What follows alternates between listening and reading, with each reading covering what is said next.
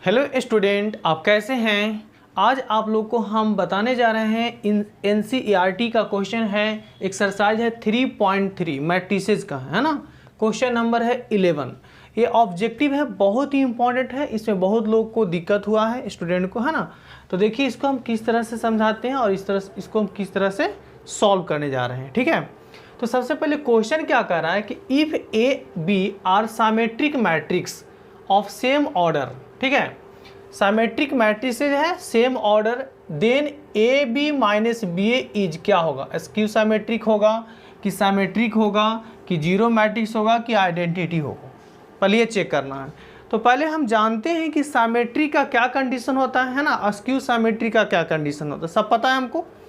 तो यहाँ पर क्वेश्चन क्या कह रहा है कि A and B symmetric matrix, ठीक है। तो सबसे पहले यहाँ से देखिए सॉल्यूशन क्या करते हैं। यहाँ से सॉल्यूशन क्या होगा कि अगर साइमेट्रिक मैट्रिक्स है ना, अकॉर्डिंग टू क्वेश्चन क्या कह रहा है कि साइमेट्रिक का क्या कंडीशन होता है, ए बराबर ए का ट्रांसपोज और बी इक्वल टू क्या होगा, बी का transpose. Clear, A equal to A का ट्रांसपोज और बी इक्वल टू बी का ट्रांसपोज होगा, ठीक है। तो यहाँ पर कह रहा है क्या कि A B minus B A is A क्या है, स्क्यू साइमेट्रिक है कि साइमेट्रिक है कि जीरो है कि आइडेंटिटी मैट्रिक्स है। तो सबसे पहले हमको जानना है ये कि अगर कोई P मैट्रिक्स है, साइमेट्रिक लाना है तो P का ट्रांसपोज होगा और स्क्यू के लिए क्या होगा, P बराबर माइनस P का ट्रांसपोज होगा। यही इसी का खेल है। और जीरो का तो पता है कि ऑल एलिमेंट जीरो होना चाहिए। और आइडेंटिटी का मतलब क्या होता है कि अब इसमें क्या होता है ना कि इस तरह से होना चाहिए आइडेंटिटी मैट्रिक्स में 1 0 और 0 1। तो इस तरह से सब पहले हमको जान लेना है, उसके बाद इसको हम सॉल्व करेंगे, ठीक है। तो सबसे पहले हम देखते हैं क्या कि A B minus B A is क्या है। अब यहाँ से देखिए कि ए बी और माइनस कितना है बी ए, ठीक है। अब इसका क्या कर देना है, ट्रांसपोज। तो ये पता होना चाहिए कि ए माइनस बी का ट्रांसपोज, जब इसको हम सॉल्व करेंगे तो कितना होगा, ए बी का ट्रांसपोज हो जाएगा और माइनस कितना हो जाएगा, बी ए का ट्रांसपोज होगा, ठीक है। ए बी का ट्रांसपोज माइनस बी ए का ट्रांसपोज। अब यहाँ से हमको ये भी पता है कि ए बी का अगर ट्रांसपोज करेंगे प्रोडक्ट में तो कितना होगा, बी का ट्रांसपोज होगा और ए का ट्रांसपोज होगा। क्लियर। तो यहाँ से अगर हम इसको सॉल्व करते हैं तो ए बी का ट्रांसपोज कितना होगा, बी का ट्रांसपोज और ए का ट्रांसपोज होगा, माइनस बी ए का है तो ए का ट्रांसपोज होगा और ये आपका बी का ट्रांसपोज होगा, ठीक है। अब यहाँ देखना है क्या कि अगर a इक्वल टू ए का ट्रांसपोज है, b इक्वल टू बी का ट्रांसपोज है, तो b का ट्रांसपोज कितना हो जाएगा आपका, b हो जाएगा और a का ट्रांसपोज कितना होगा, a होगा, माइनस a का ट्रांसपोज क्या होगा, a होगा और b का ट्रांसपोज कितना होगा आपका, b होगा। अब इसमें से माइनस निकाल लेंगे तो कितना होगा, ab और यहाँ से क्या होगा, माइनस ba हो जाएगा, ठीक है ना। ये हो गया। अब इसको हम लोग क्या कर लेते हैं, यहाँ ध्यान दीजिएगा कि ए बी और माइनस कितना है बी ए का होल ट्रांसपोज कितना हो गया, माइनस ए बी और माइनस कितना हो जाएगा आपका बी ए। क्लियर। तो देखिए तो एक किस पर डिपेंड है, ये आपका इस पर डिपेंड है ना, P बराबर माइनस पी का ट्रांसपोज। अब इसी को माइनस इधर उधर कीजिएगा तब P ट्रांसपोज बराबर माइनस पी हो गया। तो इस तरह से अगर कंडीशन फॉलो होगा तो क्या होगा, वो स्क्यू साइमेट्रिक होगा। देखिए इसका ट्रांसपोज क्या है, माइनस में ये निकल गया। देखिए स्क्यू साइमेट्रिक का यही होगा, माइनस ये होना चाहिए, ठीक है। तो इसका पूरा का ट्रांसपोज किए तो आगे माइनस निकल गया, ठीक है। अब इसको अगर आपको और अच्छा से समझा देते हैं, जैसे देखिए मान लिया जाए कि यहाँ पर हम इसको ले लेते हैं ए बी और माइनस बी ए को अगर हम P ले लेते हैं तो सेट कीजिएगा यहाँ पर, तो यहाँ से कितना होगा, P का ट्रांसपोज और माइनस P हो जाएगा। तो देखिए तो ये स्क्यू साइमेट्रिक हो गया। तो स्क्यू साइमेट्रिक यानी ए नंबर हो गया, ये क्या हो गया, स्क्यू साइमेट्रिक मैट्रिक्स हो जाएगा। ये स्क्यू साइमेट्रिक हो जाएगा, ये स्क्यू साइमेट्रिक मैट्रिक्स।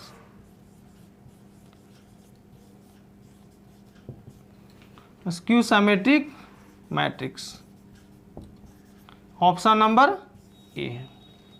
तो इस तरह से हम लोग इसको सॉल्व करेंगे, ऑब्जेक्टिव था। अब देखते हैं क्वेश्चन नंबर 12।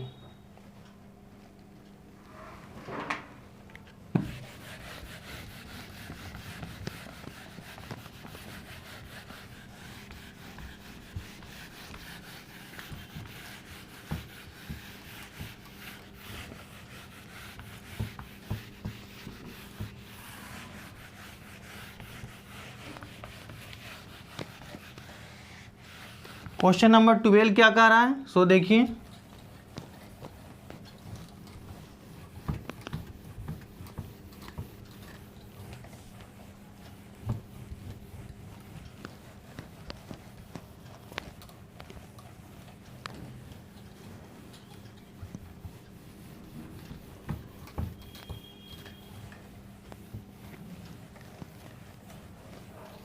ध्यान दीजिएगा, क्वेश्चन नंबर 12 क्या कह रहा है। 12 नंबर क्वेश्चन है क्या, क्वेश्चन नंबर 12 है कि इफ ए इक्वल टू दिया हुआ है कॉस अल्फा, ए दिया हुआ है कितना, कॉस अल्फा और माइनस साइन अल्फा, और ये आपका दिया हुआ है साइन अल्फा, और यहाँ से क्या है, कॉस अल्फा है, ठीक है। देन ए प्लस ए का ट्रांसपोज इक्वल टू आई है। यहाँ पर क्या कर रहा है, if the value of alpha, then if the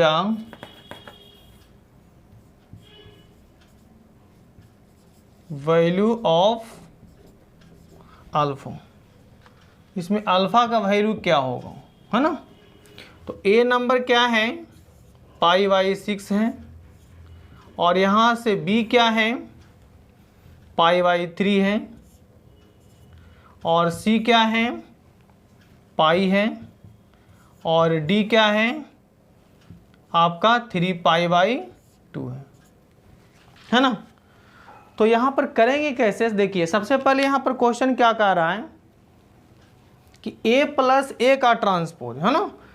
तो यहाँ पर दिया हुआ है कि a क्या है, ये दिया हुआ है, तो a का ट्रांसपोज निकाल लेंगे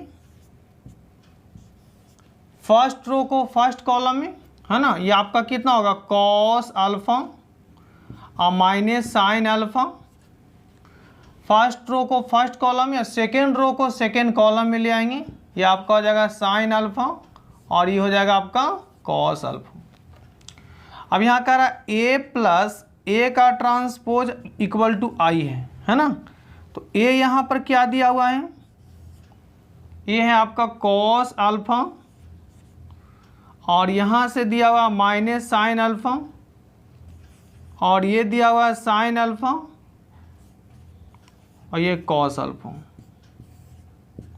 ए का ट्रांसपोज आपका यहाँ है कॉस अल्फा, और ये आपका दिया हुआ है साइन अल्फा, और माइनस है sine alpha cos alpha equal to दिया हुआ आई। अब दोनों को ऐड करते हैं, ध्यान दीजिएगा, ये दोनों को ऐड कर रहे हैं। तो कॉस कॉस के साथ ऐड होगा, तो कॉस कॉस कितना हो जाएगा आपका 2 कॉस अल्फा हो जाएगा। इसको ऐड करेंगे तो प्लस माइनस 0 हो जाएगा, इसको ऐड करेंगे तो ये आपका 0 होगा, ये दोनों को ऐड करेंगे तो कितना होगा 2 कॉस अल्फा होगा। आई क्या होता है, आइडेंटिटी मैट्रिक्स, है ना, 1 0 0 1। अब देखना है क्या, ये दोनों क्या है, इक्वल मैट्रिक्स का कंडीशन है ना। इक्वल मैट्रिक्स लिख सकते हैं, condition for equal matrix, condition for equal matrix. Equal matrix का क्या कंडीशन होता है कि इक्वल पोजीशन होना चाहिए, ए इक्वल टू ए।